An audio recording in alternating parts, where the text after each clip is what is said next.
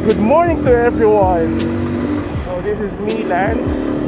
Magbibigay lang tayo ng traffic update dito sa may Barkadahan Bridge. So since yesterday or July 15, 2019, nagsimula na po ang pag-aayos ng Barkadahan Bridge. Yung luma, yung old Barkadahan Bridge. So please expect na matindi po ang traffic ngayong araw. So ako po ay pauwi. Galing po ako ng BGC. Dito po muna ako dumaan sa pinagbuhatan. And i-check natin kung ano po ba yung sitwasyon ngayon ng Barkadahan Bridge.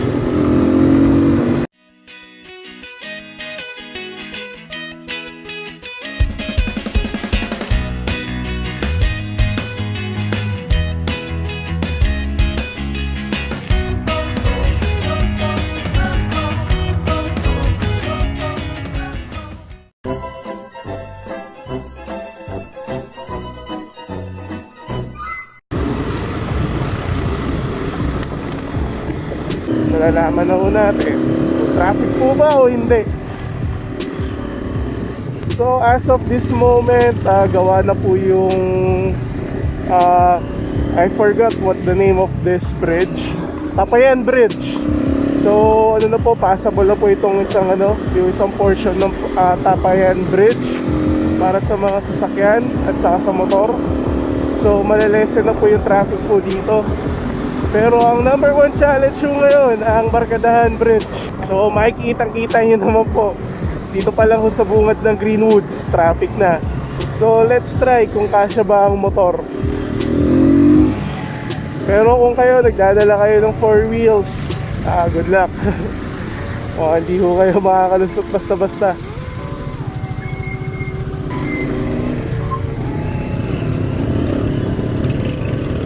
So matindi po ang kalunos-lunos po ang sitwasyon ng ating trapiko dito. Nakikita nyo naman po yung mga tricycle na naniningit sa portion na to ay isa lamang manifestasyon na matindi na po talaga ang traffic. Ito na po kalubhan traffic dito sa may Barkadahan. Hindi po tayo basta-basta lulusot dito dahil po ito ay truck.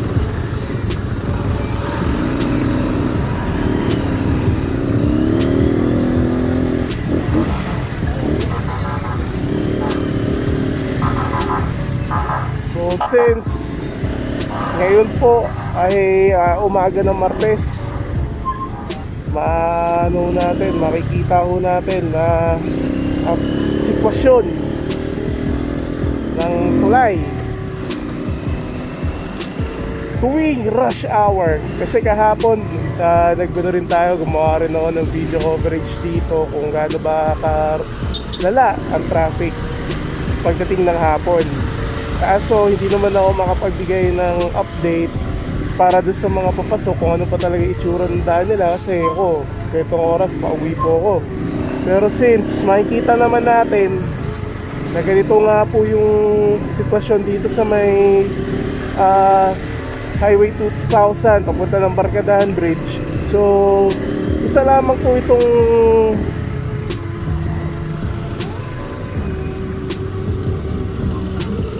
nagpapatunay na malala po yung trapiko dito ngayon.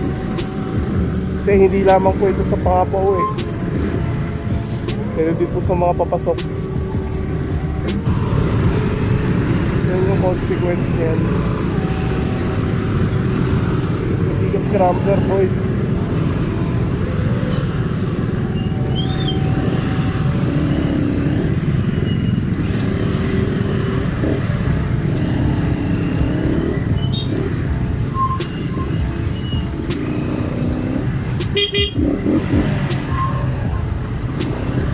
Truck.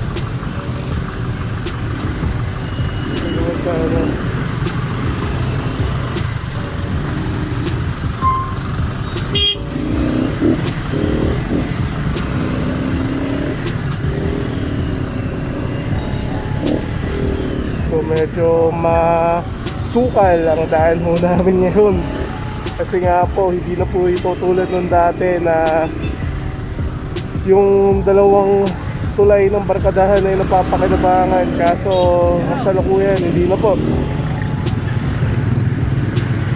Saka yung mga pasaway na tricycle na to, hindi pinagbibigyan ng daan ng mga motor. Kaya nangyayari, may ipit yung mga nakamotor dito.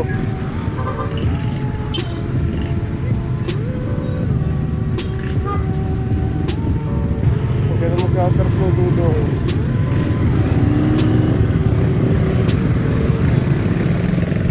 Papasok mo pa dito sa ano.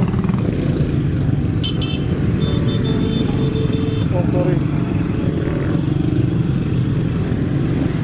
Teka lang siya, progress ko dito magkano.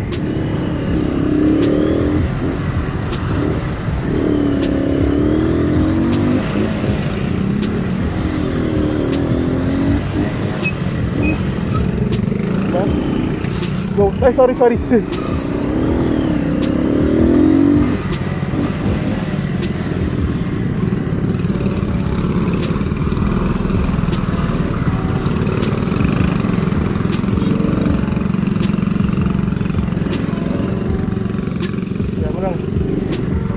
Naghahanap buhay itong mga to. Hindi natin sila pwedeng kapalain.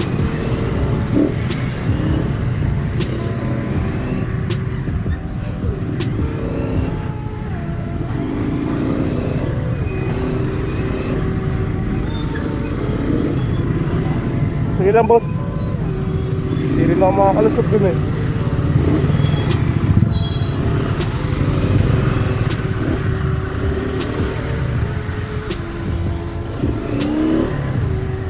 So, as expected, ganito na po kasukal ang daan dito ngayon sa may Barkadahan.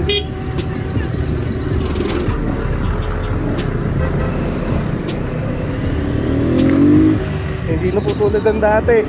Dalawang ano po yan, dalawang tulay po yung gumagana eh. Pero ngayon, isa na lang. So yung mga motor, may hirapan na pong makapasok sa gilid. So tingnan natin yung sitwasyon niya ng ano, ng flatway paggaling ka ng Binangonan. So makikita ninyo sumusunod naman po ngayon ng mga motorista, pero mukhang nagkakamali ako dahil nagka-counterflow po itong mga ating mga motoristang naka-single. Ito, kitang-kita ko naman si Manong, eh hindi siya so itong mga nakamotor. So, meron pa ito dito. So ito, may mga kupal na naka-counterflow. Ano ba yan?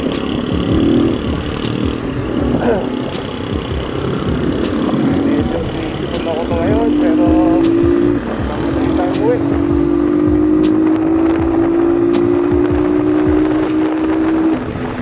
So as of 7:45 AM, ganito na po yung traffic ngayon sa may floodway. So sa mga paaliso dyan, please umalis na po kayo. Kung may mga lakad kayo, mga bandang alas 10, alas 11, alas 12, umalis na po kayo.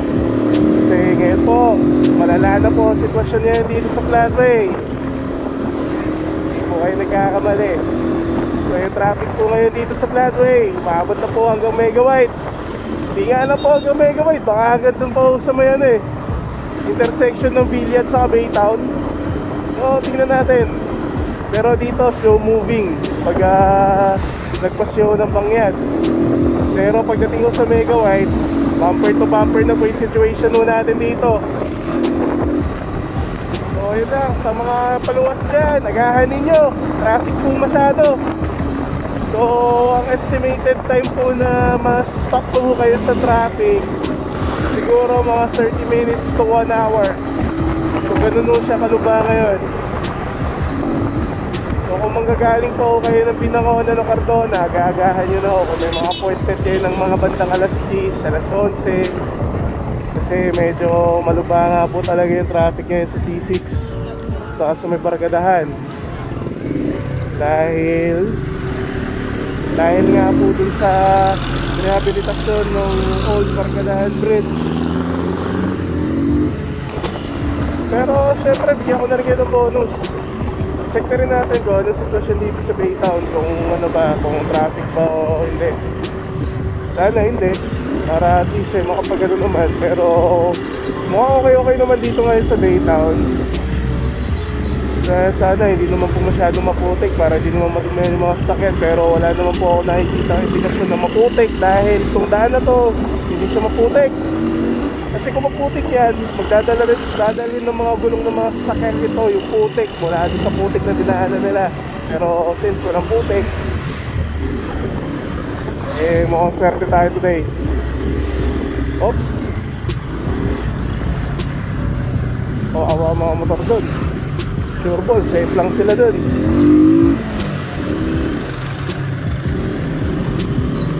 Tayo, naka-amphibian tayo eh.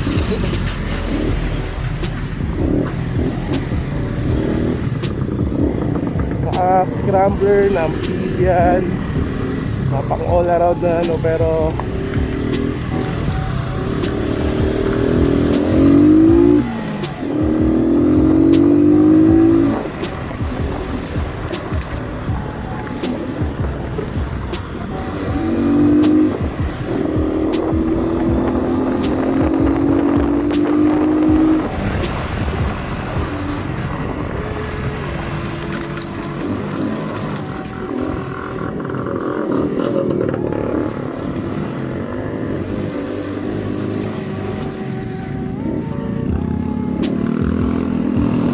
luckily wala pong putik, buhangin lang.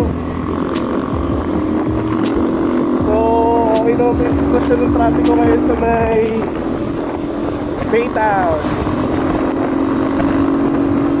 Tignan naman natin yung sitwasyon ng traffic ko sa may Iglesia.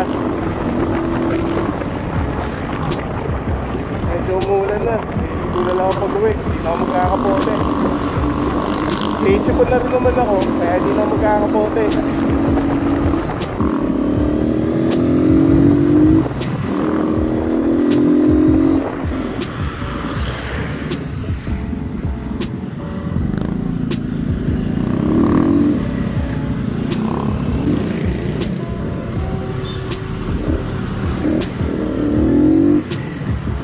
Medyo sa Baytown, hindi naman masyado kasigitan.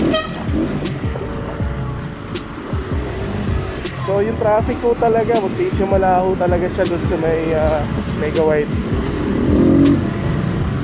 So alam niyo naman, pag nagka-traffic sa Barkadahan, wala kang takas, wala kang malulusutan. Kasi dadaanan mo lang yung Barkadahan. Pero kung dadaan ka ng Tikling, hindi natin alam. Kasi pag dumaan tayo sa Tikling, traffic din.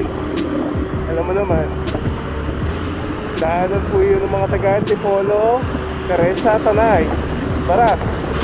Pero dito, daanan ng mga taga-Binangonan, ng Ono, Cartona, Taytay ang Ono. So medyo traffic din. So siguro